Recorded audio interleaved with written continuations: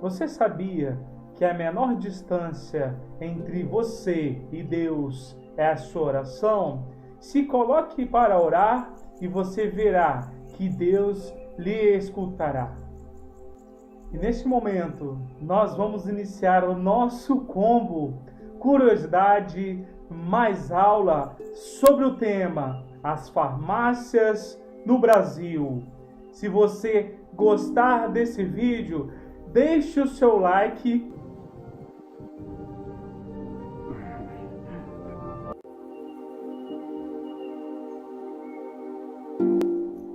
Eu gostaria de iniciar esse vídeo dando um alô às mamães do Brasil e em especial gostaria de estar mandando um forte abraço e um beijo para minha mãe Edneia e para minha esposa Andressa, que também é mamãe.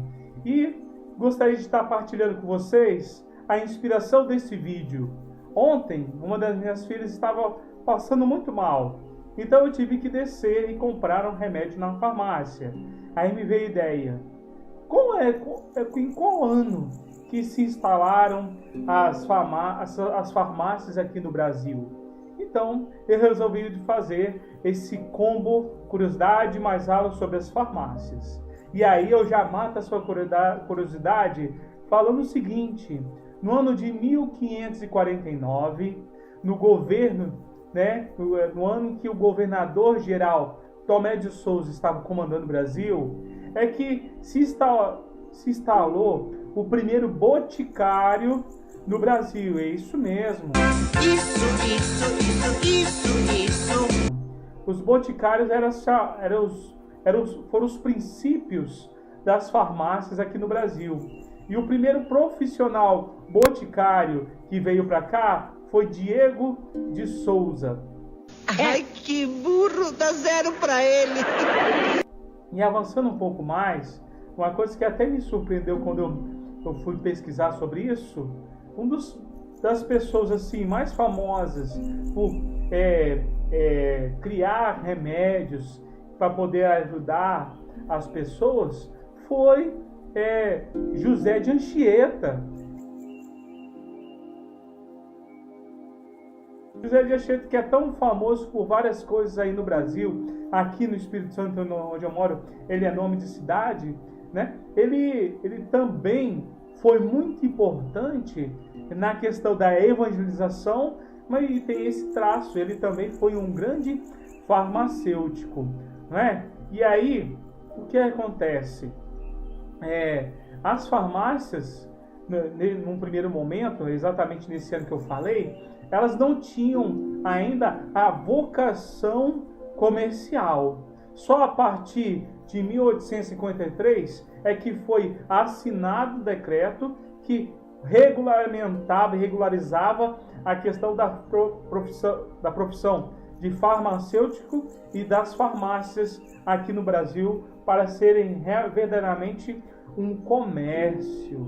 E aí um ponto que a gente poderia estar colaborando durante muito tempo, esses boticários, eles acabavam concorrendo, de certa forma, com as chamadas curandeiras que existiam no Brasil, né? Aquela pessoa que sabia fazer um chazinho com uma erva, né? Um chazinho para poder melhorar aí a respiração da pessoa, até melhorar a indigestão. Então, se tinha uma pessoa que sabia fazer isso, muitas das vezes ela recorria a essa pessoa para não precisar de pagar os remédios que eram criados pelos chamados boticários. Com isso a gente tenta fechar essa nossa parte de curiosidade e a gente entra na nossa aula. Por que puxar esse tema farmácia nesse momento? Porque com a nossa aula agora nós vamos estar abordando a questão da União Ibérica e as consequências da União Ibérica no Brasil. Espero que gostem.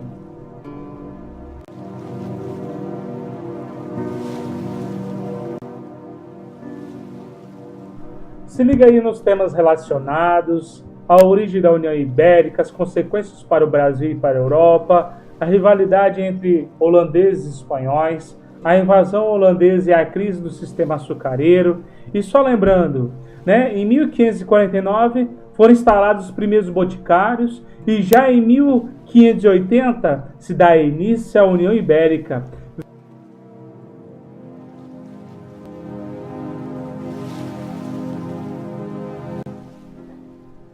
Bom, para a gente entender um pouco da origem da União Ibérica, nós devemos pensar em como que ocorreu isso, né?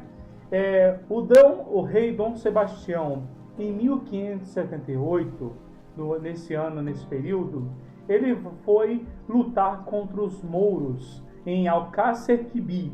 E lá ele falece e não deixa herdeiros.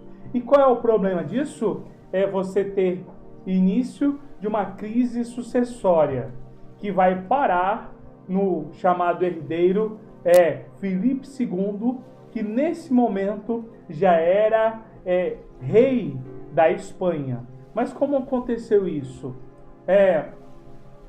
Não existia um herdeiro propriamente dito na sequência.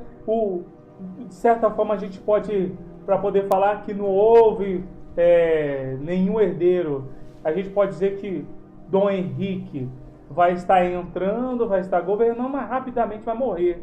E aí também esse camarada não deixa herdeiros, e aí abre esta crise, esse precedente, né? Filipe II, que era rei da Espanha, ele consegue seduzir os nobres portugueses para aceitá-lo nessa sucessão ao trono, e também ele se vale um pouco da sua extensão imperial para acabar seduzindo os nobres portugueses. Realizando essa sedução, ele consegue assumir. Então, Filipe II, ele vai ficar como rei de um dos maiores impérios que você já viu. Ele vai estar dominando grande parte da América. A gente poderia falar sobre América Central e América do Sul. Vai estar dominando parte do Império Português, que fazia parte do chamado Périplo Africano, que a gente falou em outras aulas, e também vai estar tomando conta do Império Português que se estendia na Ásia.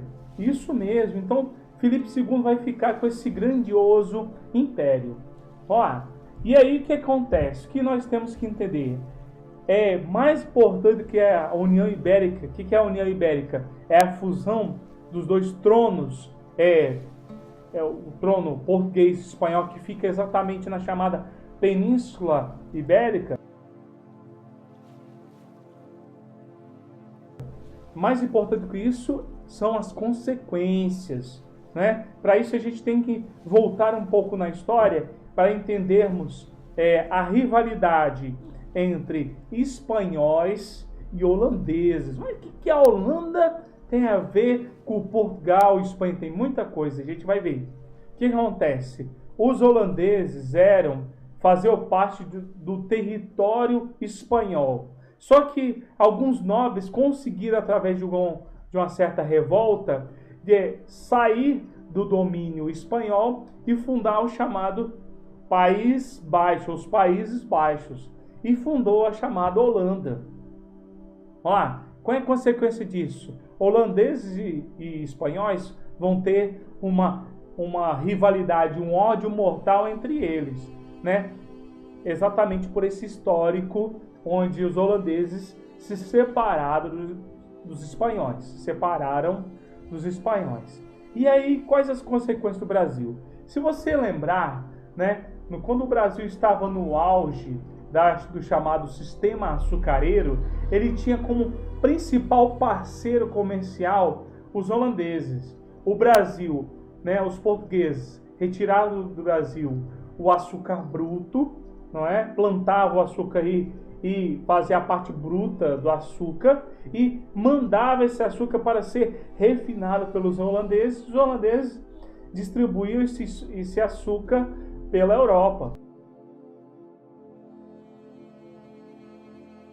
Agora, como os espanhóis assumem o trono também português, para os espanhóis tentarem prejudicar os holandeses, eles proíbem o comércio entre portugueses e holandeses, ou seja, entre lusos e flamengos. E aí o que acontece? Os holandeses, como eles tinham nessa época uma grande esquadra naval, né? Tinham os navios mais rápidos e ágeis nesse momento, eles enfrentam esse embargo de certa forma econômico e invadem o Brasil em dois lugares diferentes. Em primeiro momento eles vão estar tentando invadir Salvador, que como Salvador era um centro administrativo, ele era fortemente armado, eles não conseguiram dominar por aí, então eles saem e tentam dominar o Brasil, no caso, por Pernambuco, que era a principal sede da economia canavieira no Brasil nesse momento. E aí você entende o que? Uma vez penetrar no Brasil, os holandeses vão ficar durante muito tempo, porque os espanhóis não vão ter a força necessária naval para enfrentar os navios holandeses, não vão. E aí a gente pode dizer que a União Ibérica vai estar durando de 1580 a 1640.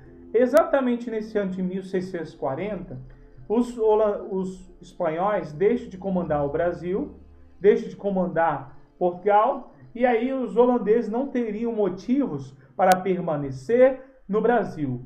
E aí o que acontece? É